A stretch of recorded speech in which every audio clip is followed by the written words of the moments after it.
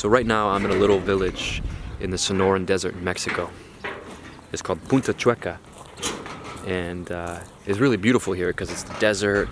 We're basically in this, a cactus forest, and just maybe 5 minutes down here is the Gulf of California. So there's a really beautiful bay of water. It's actually one of the most biodiverse places on the planet. The tribal people in the area are called the Seri, and they're very interesting. They have all these different beliefs of extraterrestrials coming here and giving them knowledge that traces back from generation to generation. All the people here have abduction stories and how the aliens give them technology and give them songs. Last night it was pouring rain, really bad storm last night, which they don't get very often. It very rarely rains here. And there's a guy who's also here. He's from Israel. His name is Jonathan. He's staying right here in this little room. And he got woken up last night by giant flashing lights. Red and yellow, white and blue lights were flashing. Just huge lights, he said. Wow, it was crazy. I woke up at like 2 a.m. It was full raining. And, Up to? 2 o'clock? Yeah, 2 o'clock. And I was sleeping and I saw like a red light from the window. But I just saw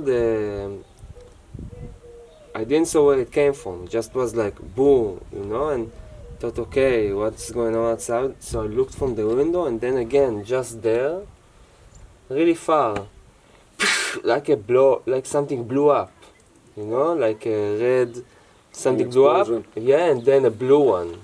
Yeah. And then I was like, okay, what's going on here, after all our thoughts.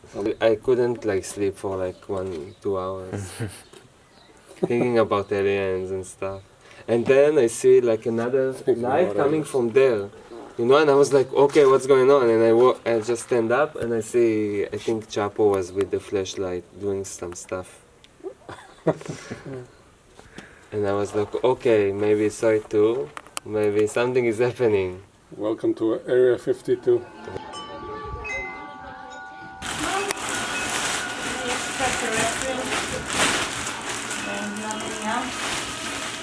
say it's not something inordinary. Not something inordinary happening here. Well, there's no red or blue light. No, it was big. So it was a spaceship.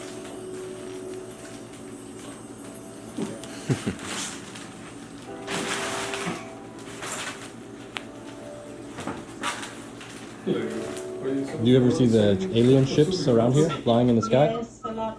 Yeah. This town, a lot of people are in communication with extraterrestrials. A lot of people here. And it's very common. In contact with them, how? Like through taking medicine or just normal? Just normal. His uncle who made this for us, he's all the time, if there's something, I don't know, a motor or something that needs to be repaired and nobody knows how to repair it, they go to him, and when he dreams, they come to him and they tell him how to fix it, and he fixes it. Amazing.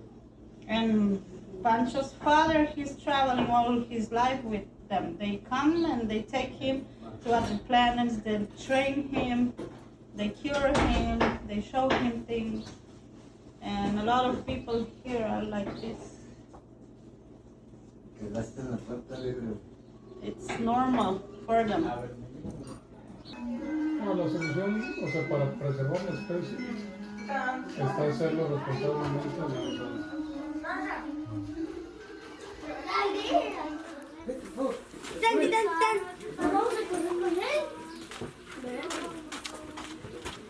Me dijo mi tía que también donde el agua más profundo, también ahí se meten. ¿Ah, sí?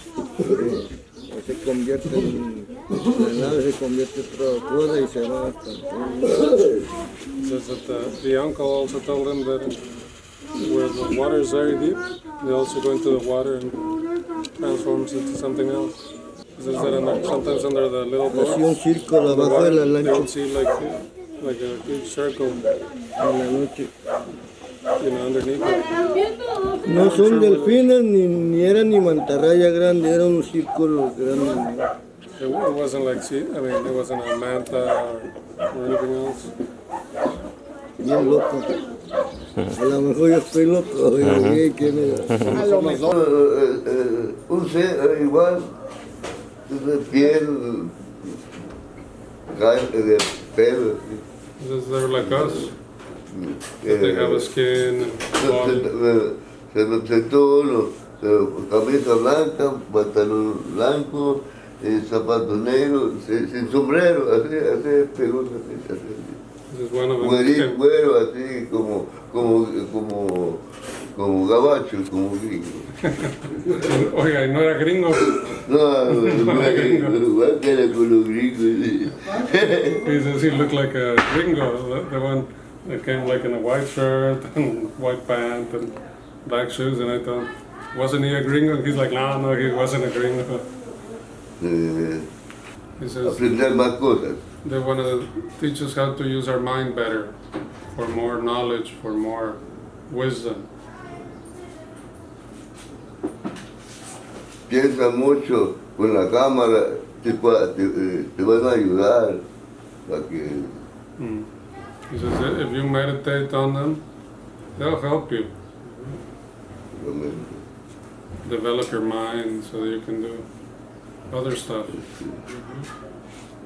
Sí, usar la mente, quiere decir usar la mente de Dios. Somos igual como en la mente, somos iguales de Dios.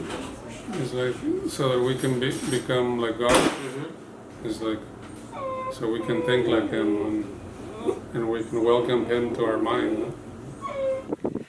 This is the beach of the village of Punta Chueca, and this is where Jonathan, my friend from Israel that's staying here, saw giant lights flashing as if there was explosions happening, all different colors, blue and white and red.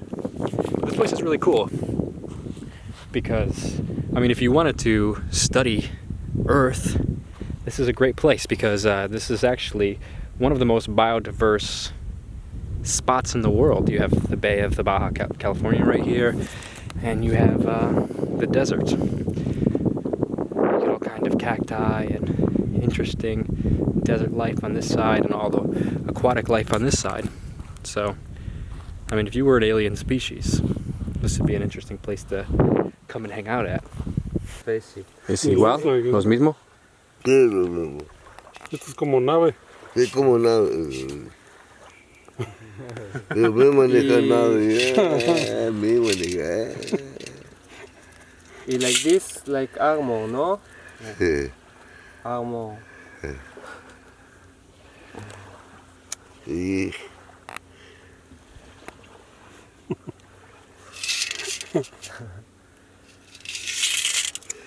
Qué chapo.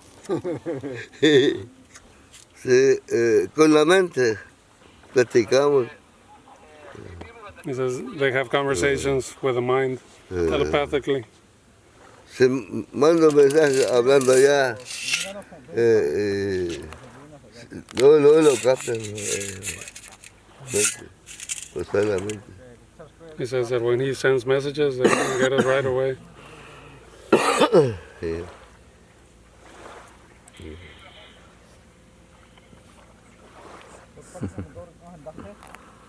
ET phone home. And he says, no, sometimes, spaceships, when they take you in, they don't work. So they need to get another one to come pick them up. He was saying all that. Oh, that they, apparently they have some sort of like a quartz, like up there somewhere. A quartz? Yeah, like a Big crystal? like a big crystal, no? He says, oh, people bring me, crystals and quartz, and I always point it towards that direction to charge. So yeah, they give them a bunch of tools.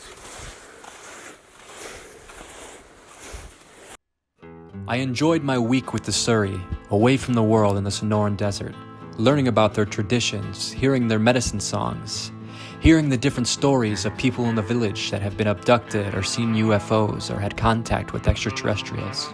I find it interesting that for decades now there's been an influx of UFO reportings and sightings from rural areas just like this, away from the world, out in the desert. So let me know what you think. Leave a comment below, sharing your UFO stories or alien stories, or your thoughts in general about all of this information that's been coming out. But some of the objects go beyond just flying in the sky.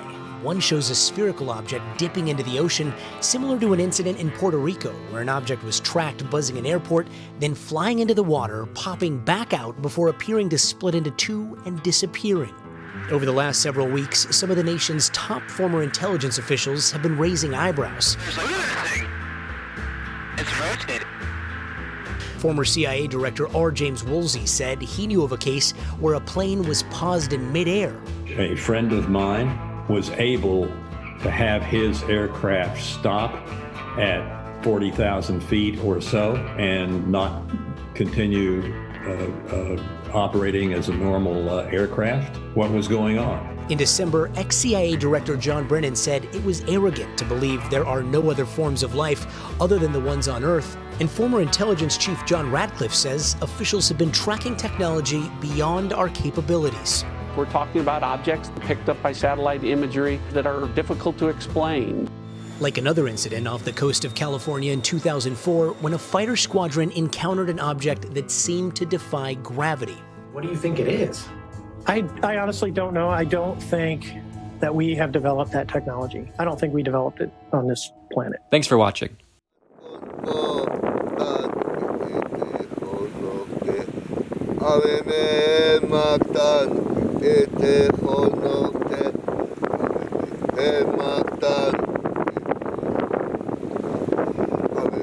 El Magdal.